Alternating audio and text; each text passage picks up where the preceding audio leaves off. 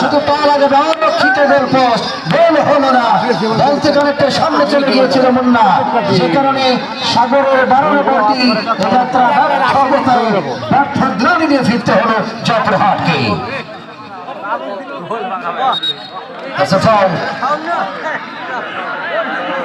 অনেকটি সুযোগ পেয়ে গেছেন জয়পুরহাট। রাজশাহী কিন্তু প্রতিপক্ষ একটি লাল কার্ডের কারণে তারা 10 জনের ম্যানে পরিণত হয়েছে আজকের ময়দানে।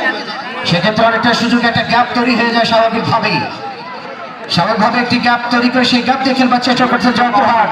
দেখা যাক গোল আসবে কিনা, নাকি গোল আরো দিবে রাজশাহী, নাকি অবস্থা শেষ হবে আজকের ম্যাচ, দেখবার অপেক্ষা। নাম্বার 8 সাগর মহন্ত নির্বাচনের মধ্যে চেষ্টা করেছিলেন অবস্থায়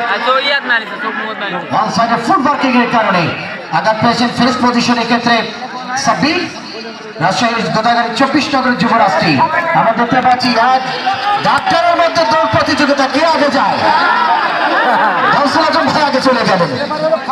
আরেকটা হলো শাহিনুল ইসলাম ভাই, আমাদের 7 স্টার হসপিটাল অ্যান্ড ডায়াগনোসিস সেন্টারের পক্ষ থেকে শাহিনুল ভাই আছেন, এবং স্বেচ্ছাসেবী ডাক্তার হলো আমাদের গৌসুল আজম ভাই।